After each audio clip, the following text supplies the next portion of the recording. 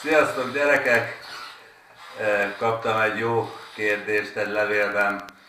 Hát azt írja az illető, hogy hát nagyon nyomasztja, hogy bizonytalanságot érez, mert ő szeretne Istennek tetsző dolgokat tenni, és hogy ez most, amit ő tesz, az Istennek tetsző vagy nem, és hogy ő halad-e Isten felé, vagy nem, vagy rossz irányba megy, és irigyli azokat, akik biztosak magukban, és ő meg szegény állandóan ezen lamentál, hogy most jó úton jár-e vagy nem, és hát bizony azt kell mondanom neki, hogy nem kell aggódnia, és ne féljen, és nincsen semmi baj. Ugye ennek a világnak, amiben élünk, a polaritásnak, az ellentétek világának törvényszerű együttjárója a bizonytalanság, mert állandóan döntésre kényszerülünk, állandóan két dolog között, valamilyen ellentét pár között kell döntsünk, és abban a káprázatban élünk, hogy ugye vagy Isten felé megyünk, vagy pedig elfele tőle, és akkor aztán abból micsoda hatalmas nagy baj fog bekövetkezni. Az első az, hogy ugye Istennek tetsző dolgot cselekszem el. Hát ott mondja Jézus, hogy legyetek tökéletesek, miként atyám tökéletes, ki felhozza napját jóra, rosszra egyaránt.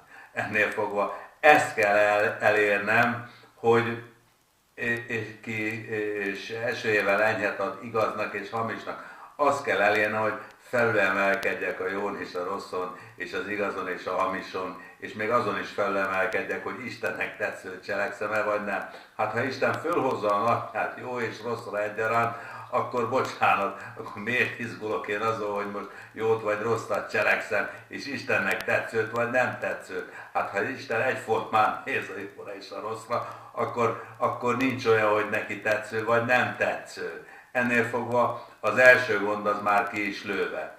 Egyszerűen odáig kell eljutnom, hogy felülemelkedjek és elérjem az isteni tökéletességet, és akkor már is nem fogok azon rágódni, hogy most tetszik a jó Istennek, vagy nem tetszik. A másik, hogy Isten felé haladok-e, vagy nem. Először is azok, akik olyan nagyon biztosak abban, hogy ők az Isten felé haladnak, azok nagyon sokszor aztán meglepetésekkel találkoznak, és lehet, hogy ők a tudatlanok magabiztosságával vágtatnak annyira az általuk helyesnek tartott úton, miközben ugye tudjuk, hogy Isten enyhet ad igaznak és hamisnak is, és Isten szemében nincs ő, hogy helyes és helytelen. Én inkább Jézusnak arra a tékozó fiúról szóló példabeszédére hívnám fel a figyelmet, ahol ugye a fiú elindul az atyai ház felé, és az atya elé jön. Gyerekek, veréb nem eshet le a fáról a Jóisten tudta nélkül. A hajunk szálát is számon tartja, ezt nagyon komolyan kell venni. Én akármit teszek, akármit lépek, akármilyen döntést hozok, vagy nem hozok meg, a Jóisten válaszol, válaszreakciót ad, figyelemmel kíséri az életemet, ahogy egy átlag emberi szülő is a gyermekének az életét figyelemmel kíséri, és amikor kell, akkor beleavatkozik. Nem igaz az, amit sokan terjesztek, hogy tiszteletben tartja szabad akaratunkat, és így nézegeti, hogy megy a szakadékba a gyereke. Hát melyik szülő tenné ezt meg?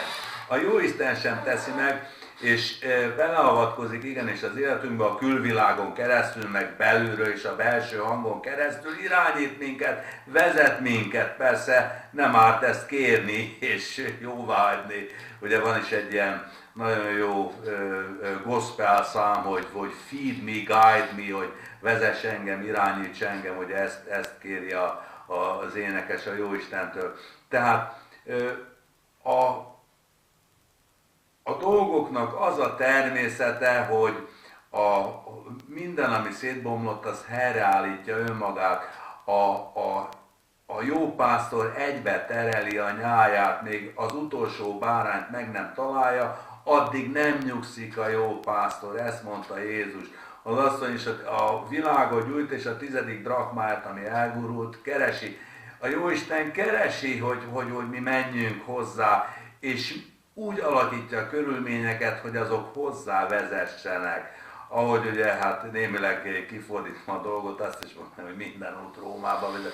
Minden út a Jóistenhez vezet, nem lehet másfelé menni. Ne izguljatok, ne féljetek, legyetek nyugodtak. A Jóisten számon tartja a hajunk szálát is, és mindenkit maga felé vezet. Akiben nagyon nagy a homály, és nagyon elfeledkezett róla, azt fölébreszti, ahogy én is elfeledkeztem róla 25 évig, aztán megkínált egy jó kis betegség, és még mindig ébreszget. Már most sokszor mondtam, hogy én már úgy érzem, hogy fölébredtem, de még mindig rajtam van ez a betegség. Nem baj. Az ember erre fölébred, és rádöbben, hogy jaj, igen, van Isten, és valahogy a lelke mélyén megszólal a hang, és nagyon elkezd aztán menetelni 1000 léptekkel és gyors haladással megy Isten felé, és a vége felé, és erre hívnám fel a figyelmet, a végén még az Isten iránti vágy és akadály lesz az Istennel való egyesülésben, mert az is egyfajta vágy.